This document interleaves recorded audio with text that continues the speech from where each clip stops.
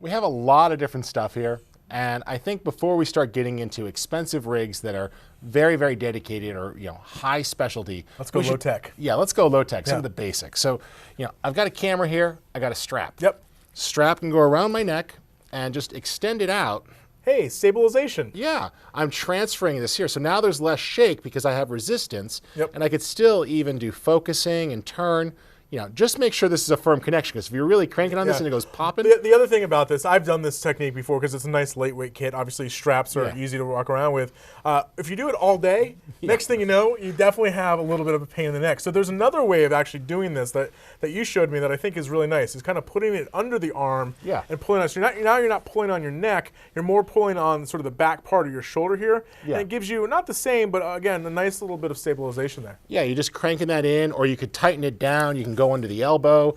Some people will trap that there with the elbow and just get a little bit tighter. You could shorten these, but it's just putting tension on it to really tighten that up. And another type of thing of this is the R strap is another one that goes across the chest. Camera slings at the side. You could pull that up for some good support. You're just using the strap, and that works well. Another device that we talked about before is using a loop or a viewfinder. Yeah. And this can add another point of contact. So this is just a loop and a viewfinder. But before we talk about the points of contact, generally speaking, when you're using the live view mode, you only have really 2 points of contact: left hand, right hand, right? But if we go ahead and add that viewfinder here, just by snapping it on the back here, now I have a third point of contact, right? So my 2 hands, right, and then the actual loop on the back of the camera attached to my eye. And this is nice. And even if you don't have a loop on it, which for a third point of contact, you can easily create a third point of contact. And what I mean by that is using things that are around you. So for example, if you were shooting and there was a wall in front of you, like a brick wall or a fence, you can place the camera on that. For example, I just place it on the table here, and now I have another point of contact for stabilization. So you don't necessarily have to spend a lot of money to get some cheap stabilization. Well, one of the favorite terms I heard that a photographer friend introduced me to is like, oh, that's my trash pod.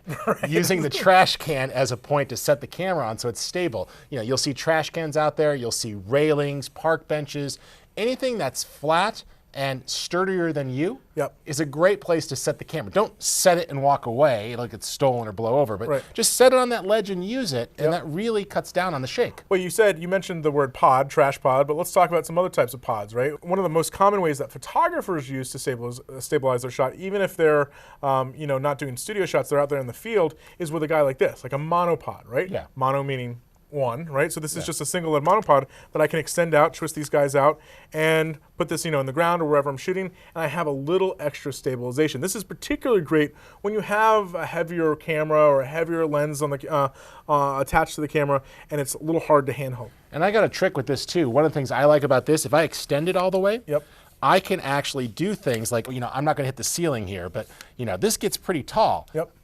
Going up at a concert to get over the crowd, doing basically a boom type move where you lift the camera up to reveal something, following the action around a corner. I've actually hung cameras and got low angle shots underneath vehicles. This opens up all sorts of things, and it lets you use your body. Just make sure that plate is tight up there. That's all. Correct. Safety cables, chains. So this is normally designed so you're holding it and that. But this is a great way to just really extend your reach and get a lot of shots. And so besides the monopod, of course, we have the tried and true tripod. Now, this is a more of a photo type tripod base with the legs here. But the nice thing is we have a fluid head on this tripod. And that's actually something that I think is pretty important when people go to tripods for stabilization. If you're coming from a photography background, you might be used to sort of the ball head on the tripod. And it can work okay for lockdown shots, when shooting video, but if you're getting, more equipment on the tripod, bigger lenses, various things on there, it's probably gonna sag a little bit and not work too well. That's why we always suggest when you use the tripod and you're shooting DSLR video, get a fluid head on here. And these can obviously range in price, but they're definitely worth it. And what's nice is they actually have locks, but they generally let you adjust the tension. So you can have it so you can freely position it, and then when you let go, there's enough tension that it holds. As opposed to a photo tripod where you have to keep unscrewing things, angle it, okay, is it level? Okay, tighten it all back down. They're fine, but you brought up the point. This was a photo tripod that I adapted to a video tripod by just swapping out the head. Still lightweight, carbon fiber legs. I switched the feet to being rubber feet that are a little more robust. make it a little more stable. But there's lots of ways. A video tripod can be an adapted photo tripod, or you can get a dedicated video tripod if you have the dollars. Yeah, and of course, video tripods are, they're going to run the gamut from relatively inexpensive aluminum and steel models up to very expensive carbon fiber models that can handle huge, big, huge, big rigs. Now, there are other types of approaches. There are. So the next step, after you've sort of gone in, you've used the monopod or the tripod, one of the things that people find particularly challenging is stabilizing the shot when they're mobile, right? It's difficult to do that. And sort of the first line of way, or sort of the first method of doing that, is with sort of shoulder mount or handheld rigs like this. This particular one is made by a company called Red Rock Micro. That one that you have there is made by a company called Zacuto, but there's a ton of manufacturers out there. Yeah. And the real point with these is that they offer multiple points of contact. So on this one, for example, I have 2 hand grips here, a shoulder grip, and if I had a camera mounted, I could even have a little loop on the back where I can have a 4th point of contact. Yeah, let me have that for a second. Yeah, sure, just snap that on the back there. Yeah. And this just makes it nice and secure. So in this case, I could adjust the angles of these pieces here. So I'm just going to tilt this down a little bit to hit my shoulder blade. Yep. It goes in, the eye is placed, it's going against my shoulder blade. I have 2 hands here, so I can walk, I can pan, I can rotate. And if I had to, I could let go with one arm and adjust the lens depending on the type of connection we had. Now this particular one is a prime, so there's really no zoom to adjust, but you could refine the focus. And this is just very comfortable for lots of shooting situations. So if you have to shoot for a long period.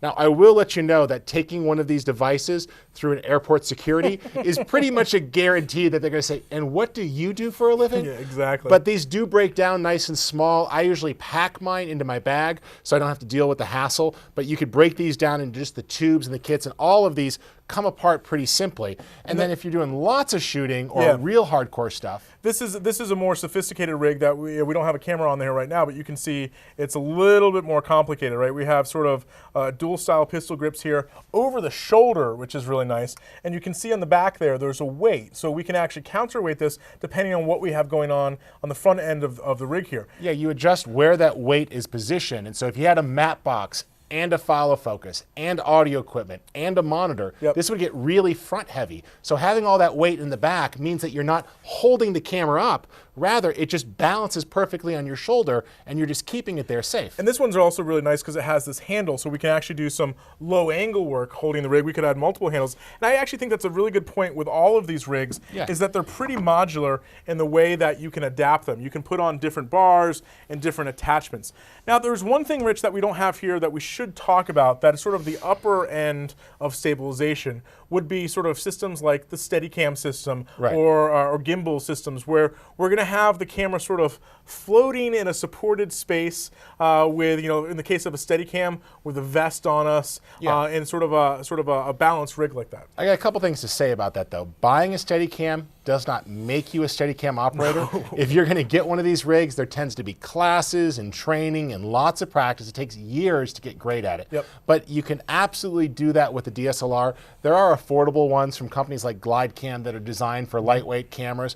Another way though to get smooth movement in, this is a popular thing with DSLRs, is the use of a slider, which is essentially a platform on wheels, and you mount the camera and you've got the ability to go ahead and slide that back and forth. And that lets you get fluid motion for tracking shots, pans, etc. These have become really popular. A lot of people use them for time lapses. I particularly love them for interviews, where we're having not so much a very drastic move, but a nice sort of slow sort of move left and right, and that adds some sort of dimensionality to the shot, makes it seem a little bit more dynamic. Now the cool thing about this one that we have right here is just sort of a push model, but they can have motors attached to them. So if you're doing, for example, astrophotography or sophisticated time-lapse photography, you can have it move in specific increments and things of that nature. But this is great, come in different lengths depending on how much you want the camera to move. Right, and if after all of these things you still have camera shake, there's always post-production. When we come back, we'll talk about strategies for eliminating camera movement during the editing stage.